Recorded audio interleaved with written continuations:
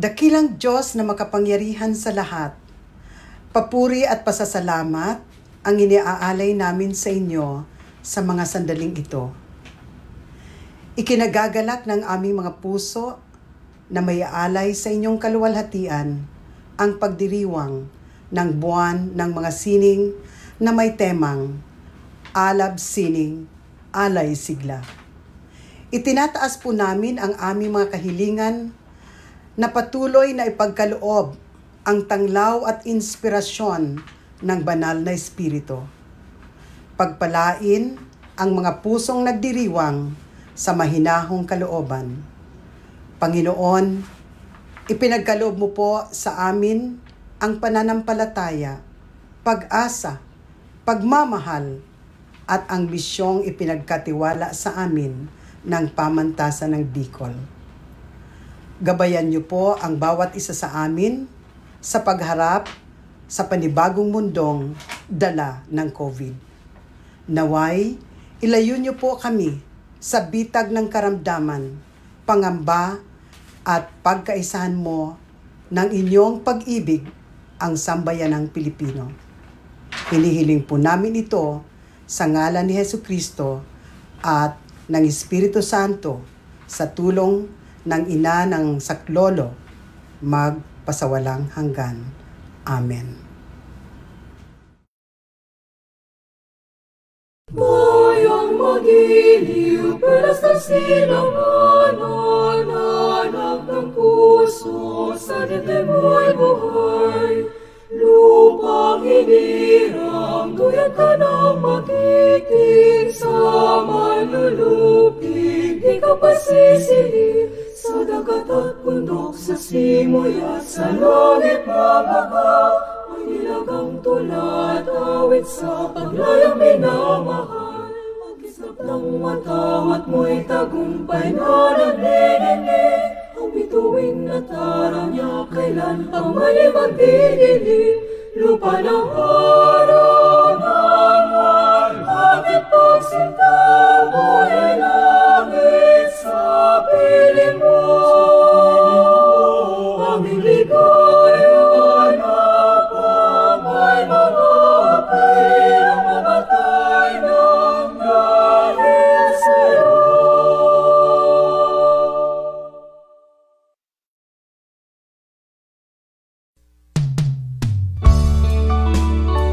Maugmang pagsilibrar kang National Arts Month para sa tuyang mga kababaihan, lalo na sa mga Bicolana.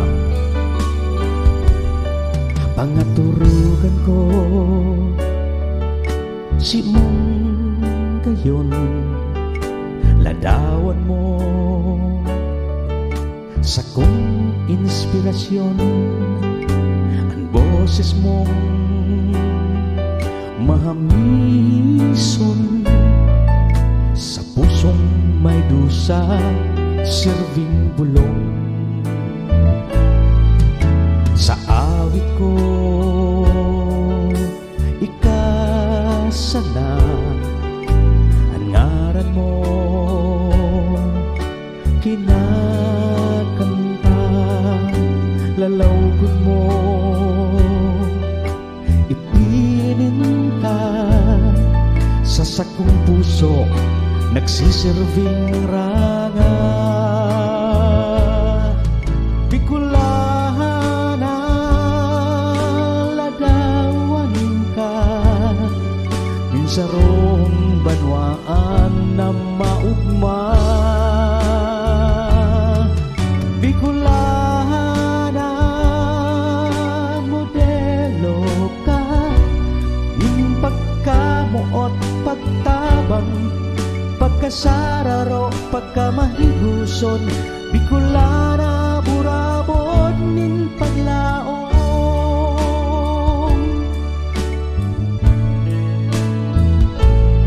Sa kalipungawan pigli daw ka, sa kamundoan kadamay ka. Ang puso ko nagdudusa Kunang kaibahan ko, bakong ika Bicolahan lagawan ka Insarong banwaan na maugma Bicolahan modelo ka Pagkamuot, pagtabang Pagkasararo, pagkamahiguson Bicolana, burabot nin paglaom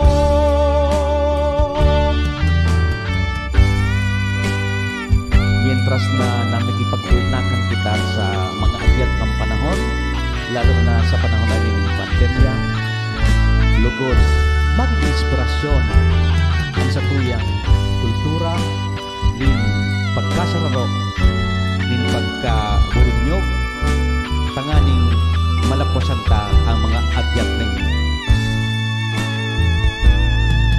Bicolahan lagawan ka Insarong banwaan na maugma Bicolahan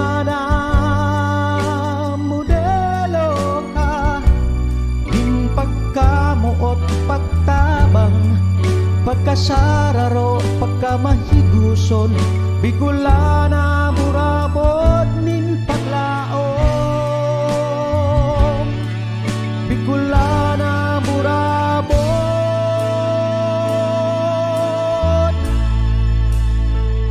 nin paglaom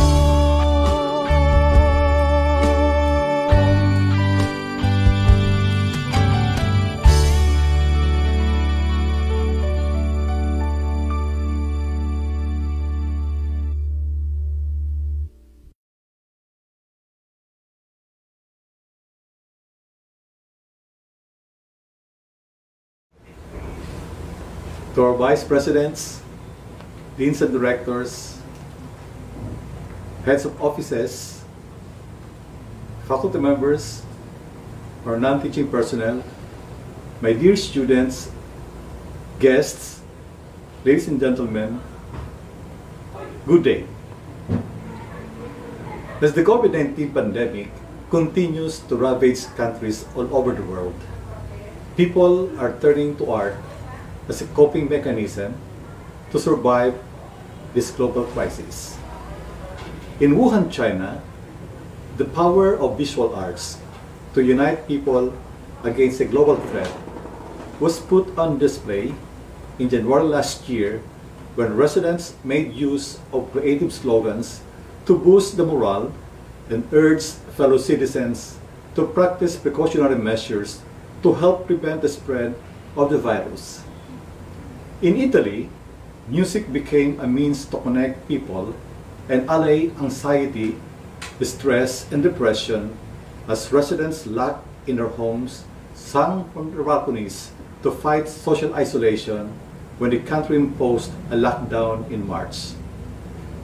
In the Philippines, art became a way to fight hunger as renowned fashion designers and artists donated their works in a benefit auction to feed the most vulnerable sector when the imposition of enhanced community quarantine further exacerbated the prevailing hunger problem in the country.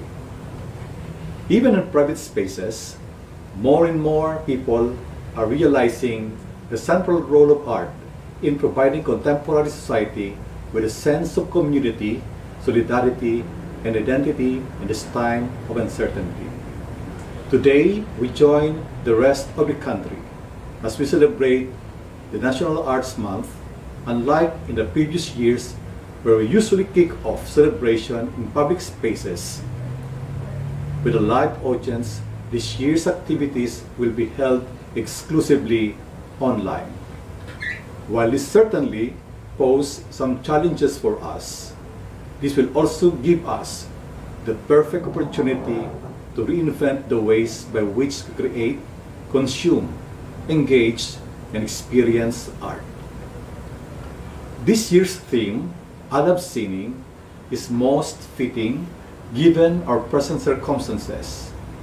At a time when little attention is given to the impact of this crisis on creative economies, with the arts sector becoming one of the sectors hardest hit by lockdown policies, how can we keep the flame of passion to create art alive?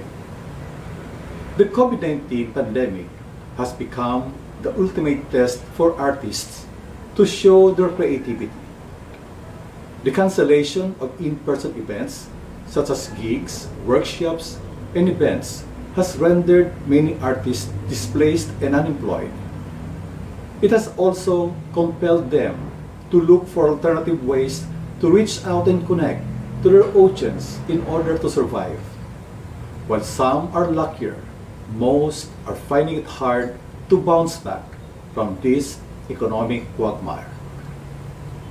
As the premier university in the region, we at Bicol University recognize the significant contribution of arts and culture as instruments for human development and social transformation. This is the very reason why we support initiatives and projects that promote our cultural heritage and artistic endeavors of our local artists. Friends, our distressed arts industry needs our help. If we want to ensure that there is a steady stream of artists in the future, we need to protect and uphold their status. One way to do this is to help our local artists make a decent living by patronizing and, if we are capable, purchasing their artwork. This will send out a strong message to young artists that they are valued in our society. We also need to nurture the talent and skills of our budding artists. We need to encourage them to pursue their passion and follow their creative path by making them believe that they can use their gift to make this world a better place. At this juncture, allow me to extend my warmest commendations to the organizers for spearheading this event. Your noble desire to preserve our cultural heritage is one of the reasons why Bicol University remains a strong pillar for culture and the arts in the region. Again, have a pleasant day and let us all enjoy art from the comfort of our homes.